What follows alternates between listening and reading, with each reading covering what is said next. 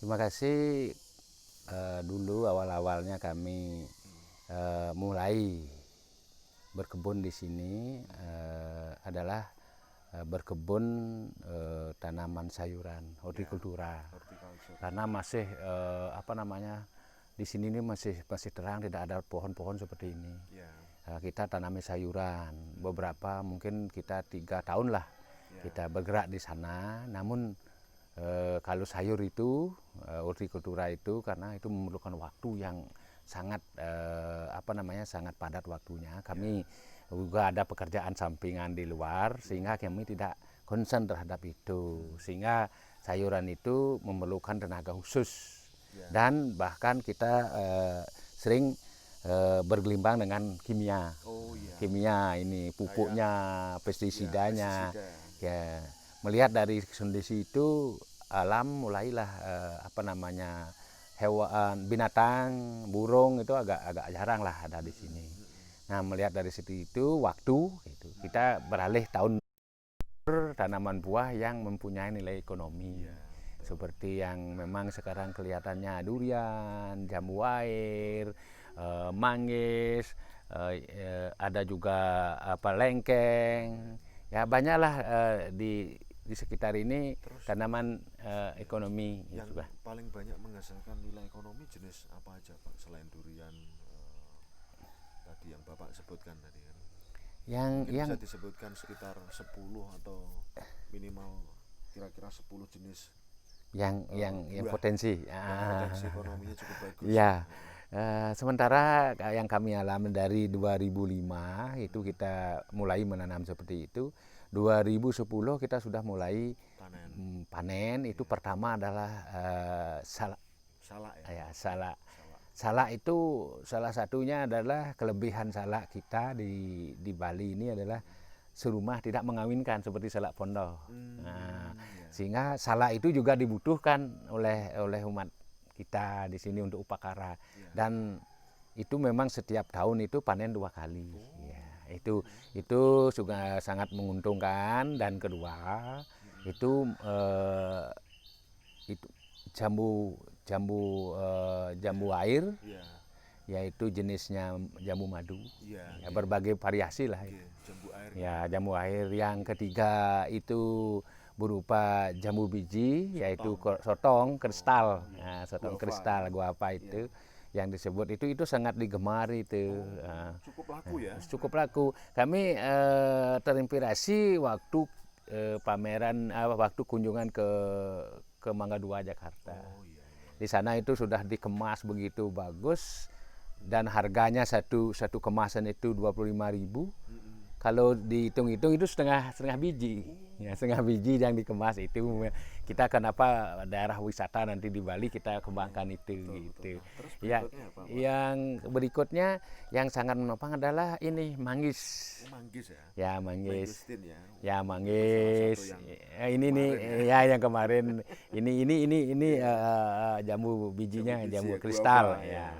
Oke. Kemudian itu manggis, Manggis ya, setelah mangustin. itu pisang lagi. Oh, banana ya. Ya, Oh, pisang iya. juga dapat. Pisang. Di samping untuk kita yang menggunakan untuk upacara itu nilai ekonominya Iya. juga tinggi.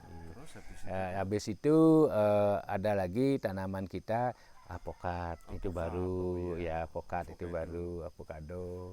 Begitu lagi yang sangat menunjang itu eh, dulunya juga ada jeruk. Jeruk ya? Ya, Oh tapi iya. kita itu sama dengan hortikultura itu. Oh, hortikultura. Memerlukan tenaga Perawatan. perawatan yang khusus gitu. Betul. Itu menjanjikan Betul. gitu. Nah, kalau seperti durian sama belimbing tadi Pak, cukup bagus gak? Karena memang musim berbuahnya hanya sekali ya.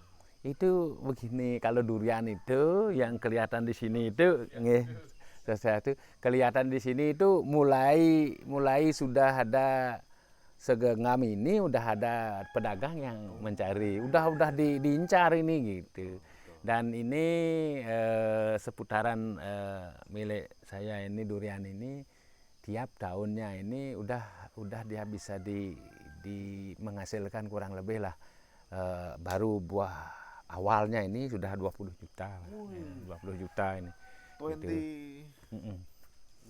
million only for durian.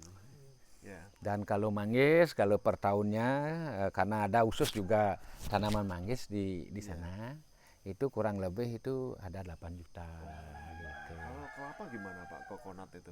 Kelapa lebih lebih kalau nilai ekonominya itu lebih sedikit daripada nilai budayanya. Oh iya. Betul. Kelihatan ini adalah kita menanam kelapa untuk budaya nih. Oh iya, betul. Karena upacara setiap saat ini itu. Nah, inilah makanya kelapa itu tanaman yang serbaguna. Iya, betul.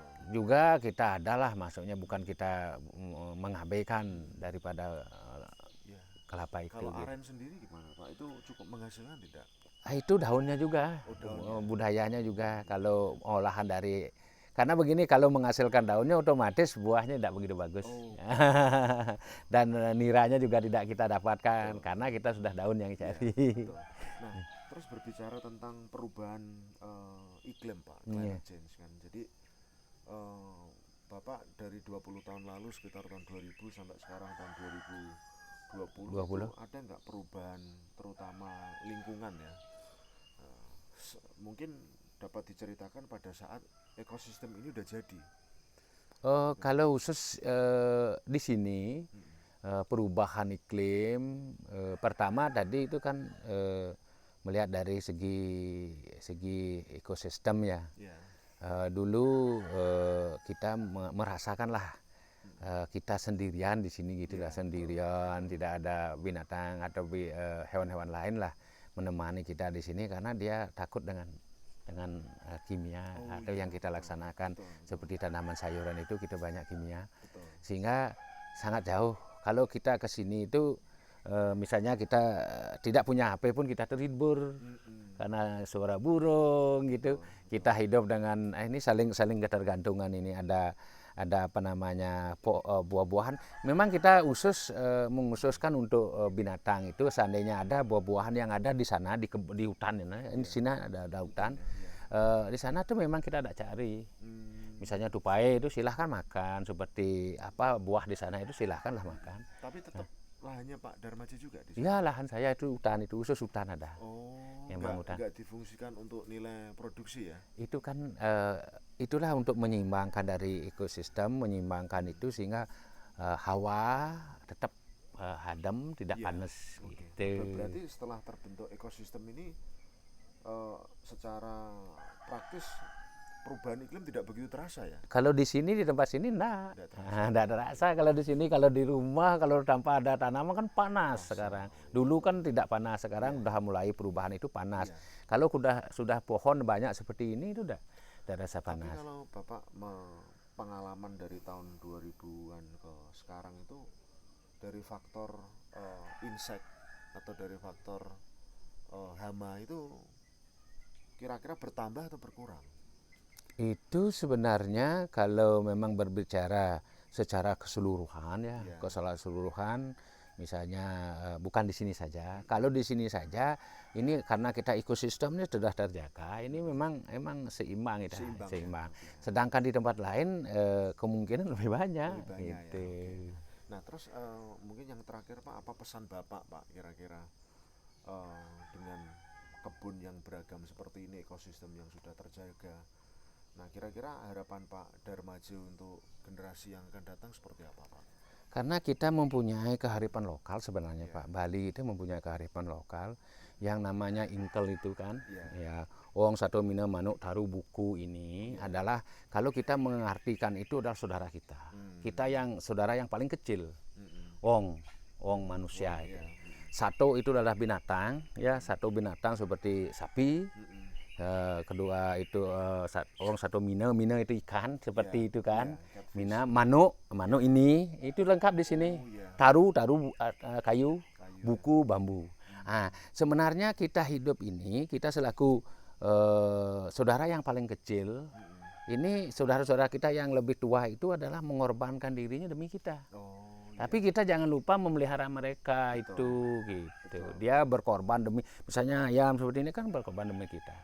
Kita harus menghidupkan mereka. Pesannya kearifan lokal ini harus dimaknai bahwa kita memelihara alam. Gitu. gitu. Karena begini Pak, mungkin Bapak, saya tidak tahu apakah Bapak sudah menyadari atau tidak. Apa yang sudah Bapak lakukan ini sebenarnya adalah memelihara kearifan lokal Iya, itu. iya, iya.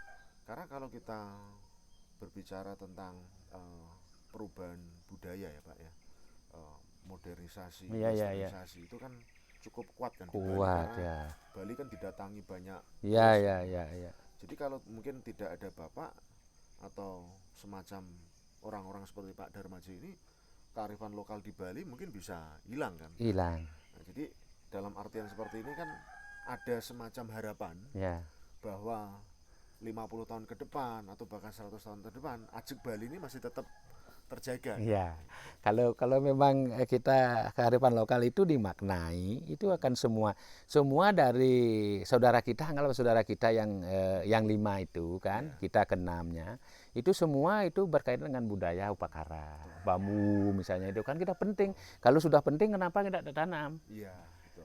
Supaya nanti memerlukan itu tidak mendatangkan dari luar nanti kan gitu. Buah misalnya taruh itu kan menghasilkan, di samping menghasilkan buah menghasilkan oksigen gitu. Itu gitu. Oke, terima kasih Pak Terima atas kasih.